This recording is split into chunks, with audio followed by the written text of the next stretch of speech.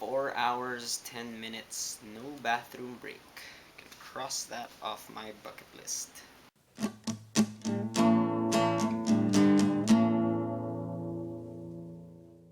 Norte, Hangganan ng Kasaysayan, also known by its English title Norte, The End of History, is directed by Lav Diaz. It's co-written by Diaz and Rodi Vera. It's loosely based on Fyodor Dostoevsky's Crime and Punishment, and this movie stars Sid Lucero, Archie Alemania, and Angeli Bayani.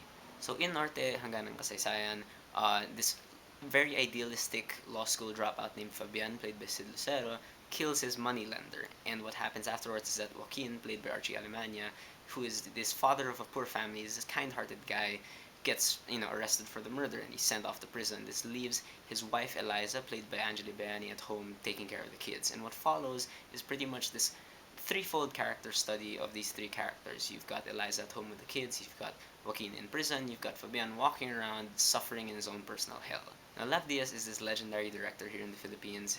He's a real auteur, like he really only makes movies his own style of movie, and what his style is these really slowly paced, lengthy films. Like his longest one is like I think like 11 and a half hours or something. And this is actually my first Lav Diaz movie because it's hard to screen his movies because they're so long. And going into watching this, I was kind of expecting to just completely tear the length to shreds, like to find no justification for the length. And I read some of his interviews, and he doesn't really seem like the kind of guy I'd like to hang out with personally. But I just went into it anyway. And what did I think of it? I actually think that Norte, Hangganan ng Kasaysayan is one of the best Filipino movies I've ever seen. And granted, I don't watch as many as I would like, but from the ones I've seen, this is just it's wow. Now, first, let's address what may be the elephant in the room for a lot of people. Yes, this movie is 4 hours 10 minutes long, and a lot of your enjoyment or appreciation of this movie will come from if you think that this length is justified. And I completely understand if this is not your thing, and if you get bored out of your mind within the first 10 minutes of this movie. But I personally thought that it was completely justified. And I hate when people say this, but I will say it now because I think it really applies, is that this is the kind of movie where the passage of time really demands to be felt. Like this movie would not have worked, in my opinion, if it was a significant amount of time shorter. I personally don't think this movie is very indulgent at all. It really is focused on plot and stuff, and this movie does have a lot of silences and long takes where quote unquote nothing happens. But I do think that these silences are used very well, and for me at least, they were really kind of moments where I could reflect on or absorb the film, because this film is very heavy on different themes, and I think this movie knew that it kind of needed its audience to take it in really to really appreciate it, and I really appreciated the silences.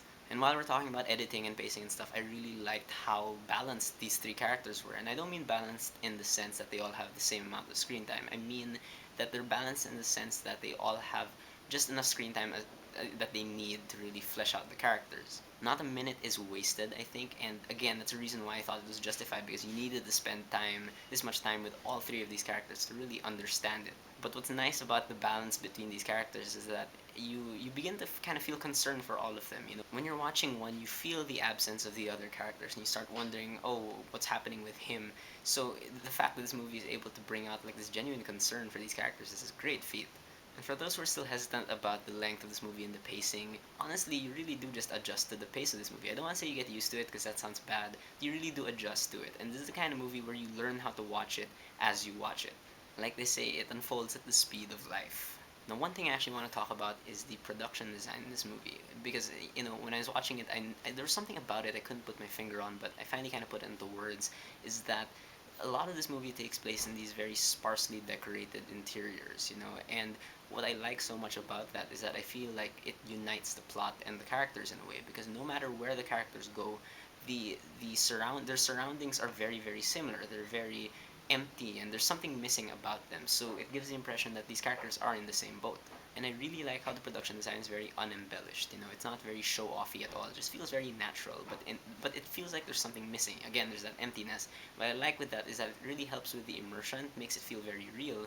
But at the same time, it's this like mythical reality, that's just tinged with a bit of melancholy. And the cinematography in this movie is great. It's very, very crisp. It's both epic and personal in scale at the same time. You get tons of wide shots in this movie, but whenever you as a viewer looking at these wide shots, like the camera is always a very personal kind of view. It like through very subtle camera movements and like fixed focus and stuff, it really just feels like you're just this tiny person looking at this gigantic vista. Now, the plot of this movie is actually very simple. I'd say it's very deceptively simple because, I do think this movie really needed a simple plot because of the multiplicity and complexity of the themes it has running through it, and it really needed a simple plot to allow for these themes to kind of grow naturally. I personally don't think that these themes suffocate the plot in any way. I really do think when they come in and out, it's just very natural. Again, like you never feel confused or your brain doesn't hurt. And what I like so much about the three characters in this movie is that in a way they're like three extremes because they're all in very very difficult situations. But you have Fabian at one end who's like a rotten person. Then you have Joaquin on the other end who's this like the nicest person you've ever met. And then you have Eliza in the middle who's really just kind of figuring out what to do with this situation. So apart from them again being all in the same boat, what I like so much is that they're very unpredictable in my opinion. I really didn't know what they were gonna do or if they were gonna falter in any way. But whenever they did things, it felt completely consistent. It made perfect sense. And you start thinking of these characters in comparison with the others. What I mean by this is that when a character does something, you don't just see the character as him doing something. You see them as him doing something in comparison to how the other characters do it. It's like again, they're all connected. And I really like what this movie does with dialogue because this movie actually starts out being very talky, surprisingly, and but then this movie kind of does shift to being very concise and personal and stuff like that. But whether this movie is being talky or concise, it's very believable, and the shift isn't jarring. And this movie also plays around with recurring dialogue, and I think they used it like extremely well. Like it really just drove home a point for me. But let's talk about the acting in this movie because even if you can't stand like the length of this movie, you have to admit the acting is incredible. First of all, we've got Angeli Bayani, who's already pretty famous because she's been in a lot of Filipino movies that have gotten acclaim abroad, and this movie is just it reinforces the idea that she really is that good because she's such a master at restrained acting, and it's cliche to say, but it's really all in her eyes. Like the struggle her character is going through is so understated, but it's so real and so personal. Archie Alemania, his character is like the nicest person in the world, and he really just kind of keeps the kindness of his character like really, really humble. He plays it very humbly with just the tiniest bit of regret. So you're always cheering this guy on, but you're just he's just so likable. I don't know.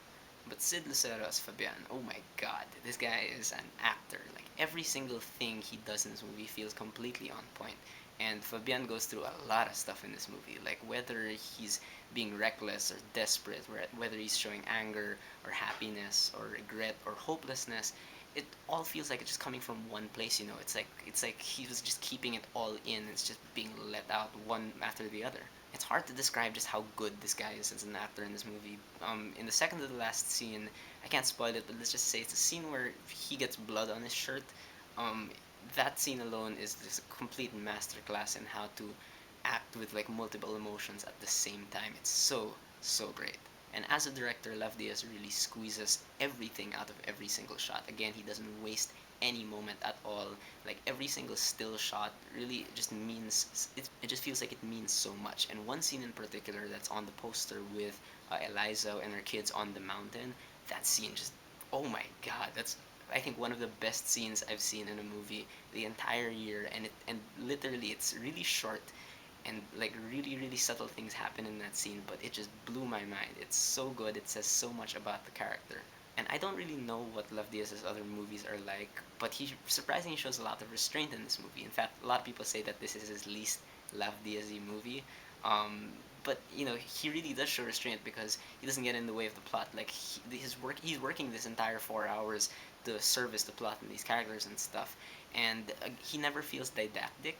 No matter how many themes he has running around, he never shoves a message down your throat. And in fact, I don't think he raises a lot of questions about the state of the Philippines and class division and stuff, but he never really gives you answers. But it's not like a cop out or anything. He really gives you a lot of content to really just mull over. I would say that I think he gets a bit indulgent by the end of the movie. Like I don't really enjoy the end of the movie, but any kind of negative I can think of for this movie right now, it just comes off. It feels like a nitpick in my mind because this movie just has so much great stuff, and that's actually a benefit of this movie being 4 hours long. Is that small moments that are kind of bad, like makeup not looking that good and stuff. I can forgive it because this movie is jam packed with so much good stuff. Norte Hangganan Kasaysayan is an amazing movie, and I'm so glad that it was picked as the Philippine submission to the Oscars this year. And I actually really think we have a chance this time. Like, I'm really hoping we get nominated, if not win. However, I do want to say something important, that even if I love this movie, it's not gonna be on my best of 2014 list, because for me, this movie is definitely a 2013 release. It premiered here last year, late last year, but for me, it's an incontestable fact that this is a 2013 movie. So I'm not gonna put it on my 2014 best of list, but let's just say that if it was released this year, it definitely would be like near the top.